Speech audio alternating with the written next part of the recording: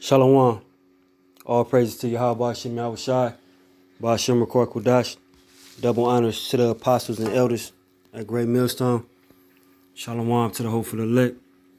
This Psalms 135 and 8 says, "Who smote the firstborn of Egypt, both man and beast."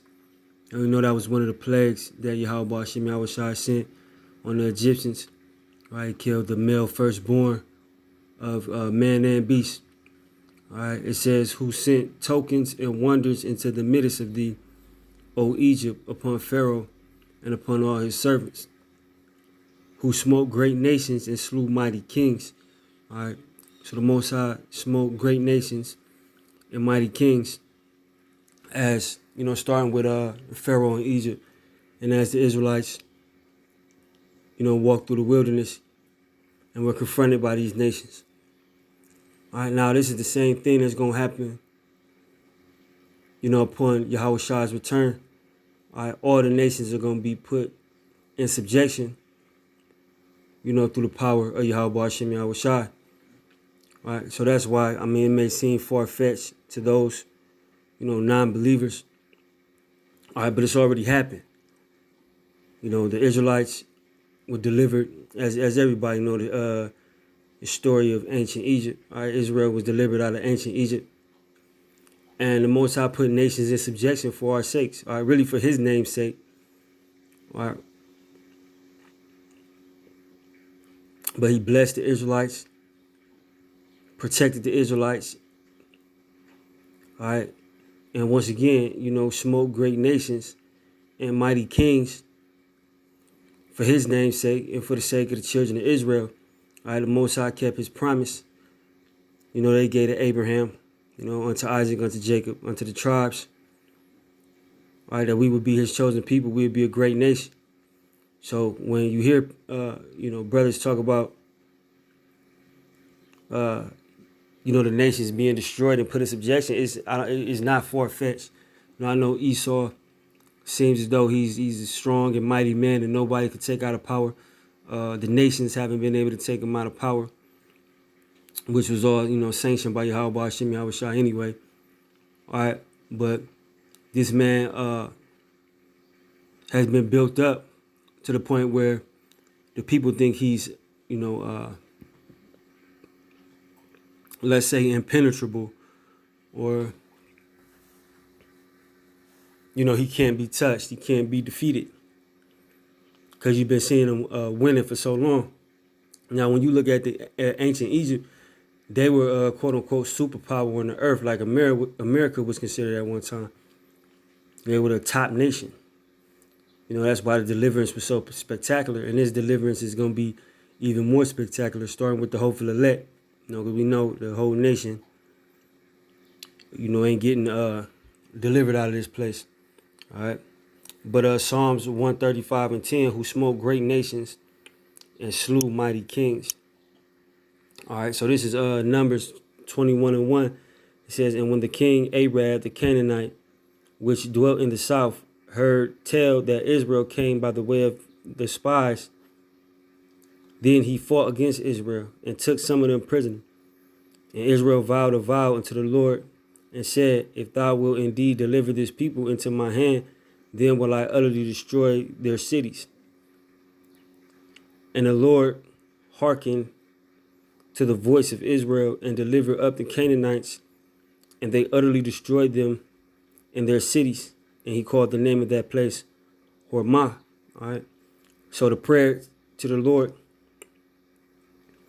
from the children of Israel, in turn gave them the strength to destroy these Canaanites. All right. And the prayers of the hopeful elect are ultimately going to give, the hopeful elect the power to destroy these nations, man, in the name of Yahweh Hashem Yahweh Shai. These nations were as mighty, if we will, in the eyes of the people.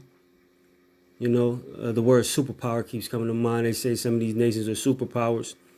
These nations were superpowers, man. They were mighty nations. And the Most High put the spirit on, the nation of Israel, which the scripture say was, fewest in number. All right, to destroy these people, man,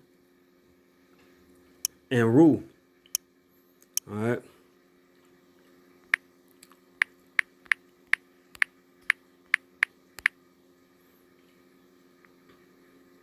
Yeah, Luke 18:7. And shall not the Most High avenge his own elect, which cry day and night unto him, though he bear long with them? I tell you that he will avenge them speedily. Nevertheless, the Son of Man cometh, shall he find faith on the earth. So the same way Israel prayed to the Most High in the wilderness, in this instance against the Canaanites, is the same way the elect, the hopeful elect, is praying against you Americans, you Babylonians, modern day Babylonians.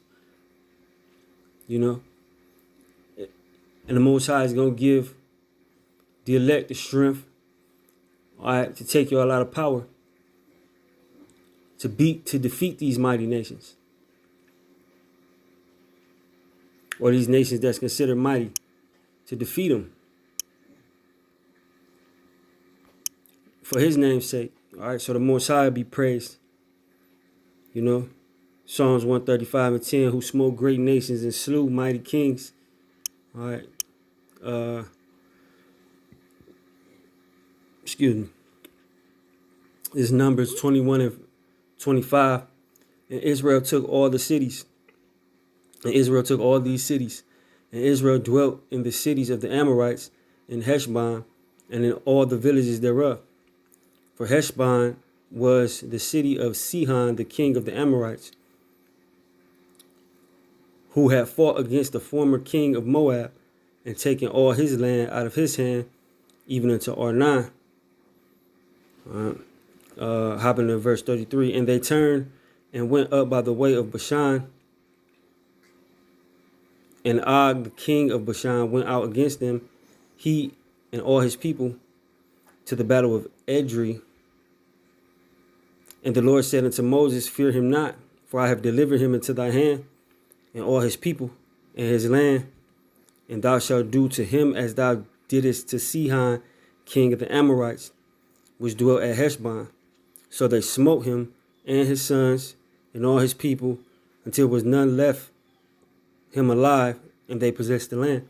All right, so this is three separate accounts. The Canaanites, the Amorites, and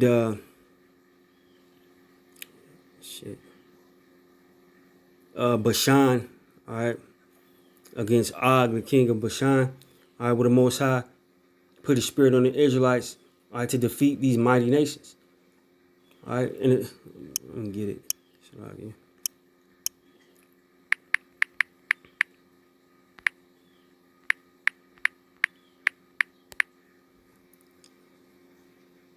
Deuteronomy 7:7. The Lord,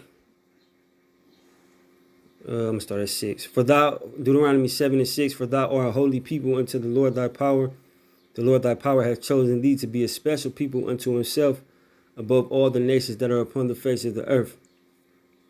It says, the Lord did not set his love upon you, nor choose you, because you were more in number than any people, for ye were the fewest of all people. All right, so we were the fewest of all people when the Lord chose us.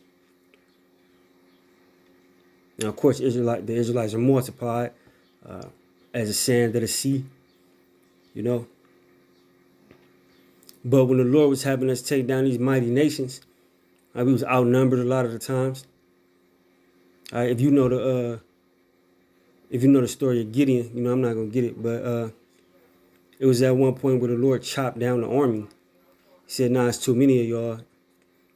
You gonna go in there outnumbered," because the Lord knew if they went in there with that many people, they may have tried to take credit for it themselves and not praise Yahweh Hashem Yahushua.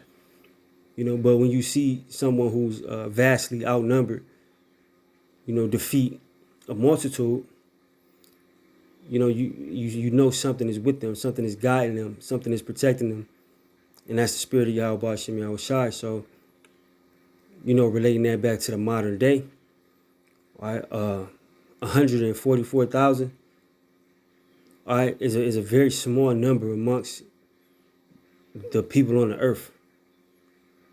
You know, that's a small for a city. I don't know if that would be considered a city, maybe a town or something. But it's a very small number.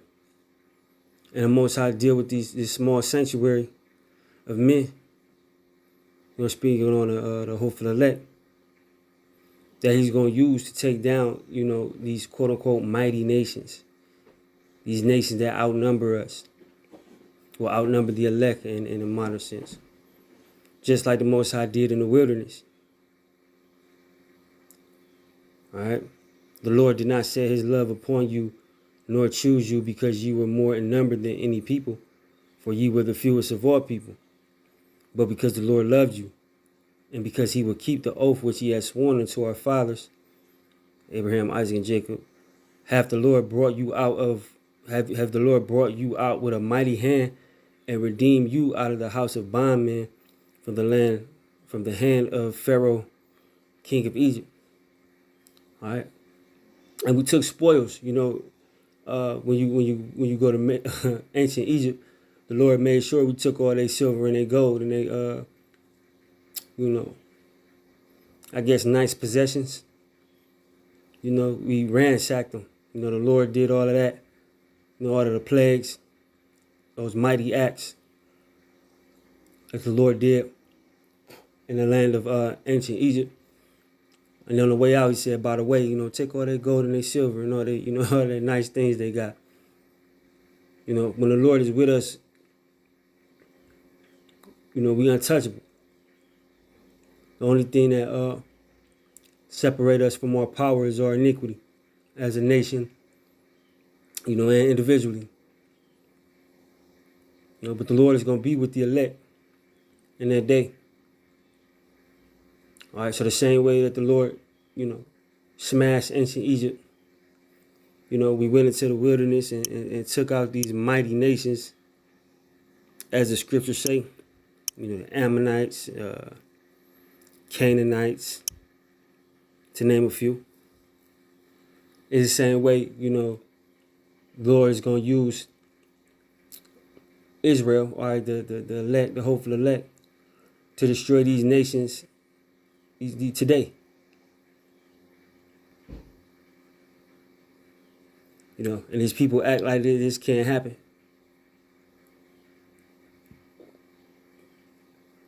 The Lord is going to,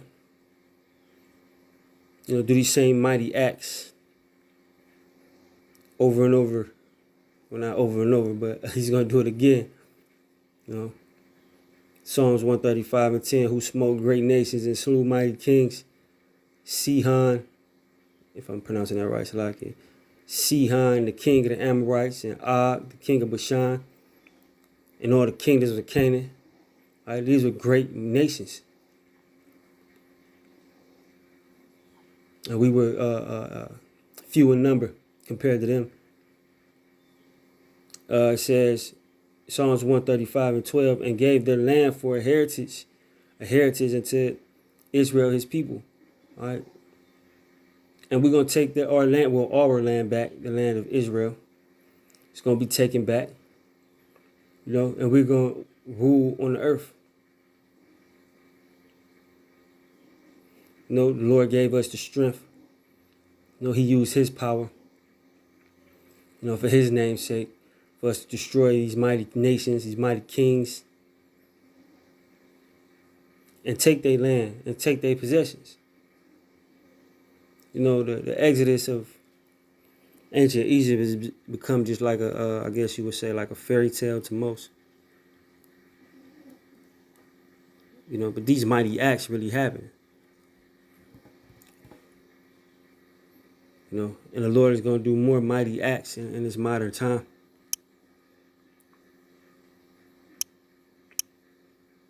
It's Joshua 12:7.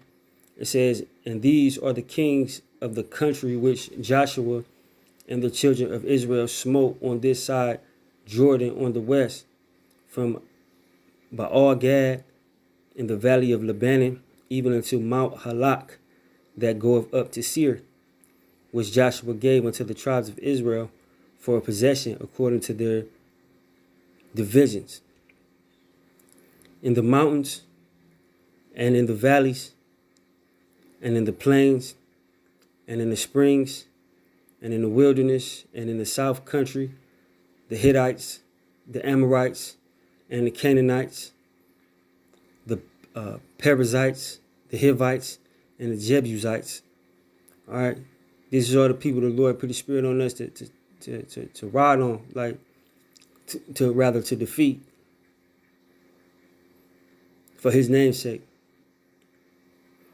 You know, that's why in the wilderness, Yahweh Shema was getting so pissed with the Israelites because He was doing all these great things, and Israel was just, you know, unappreciative of it.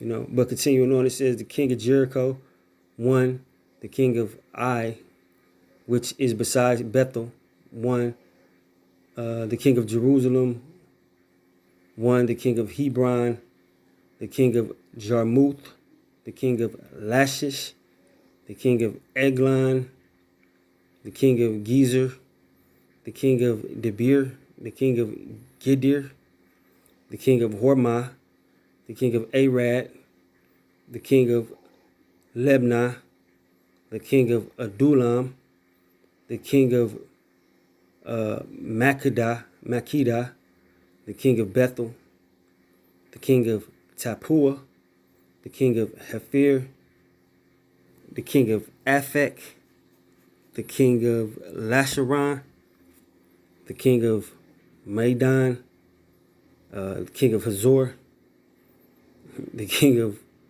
Shimron Moran, the king of Aksaf, the king of Ta'anak, the king of Megiddo, the king of Kadesh, the king of Jokneam, of Carmel, the king of Dor and the coast of Dor, the king of the nations of Gilgal, the king of Tirzah, all the kings 30-1. All right, so Yahweh Shem Yahushua, you know, smote many kings, all right, great kings for us, as He's gonna do, you know, in this time. All right, the Lord is gonna get all these nations out the way. He's gonna put the Spirit on the elect to handle these nations, you know, for His name's sake. All right, but I ain't gonna hold you. I hope that video was edifying. Shalom.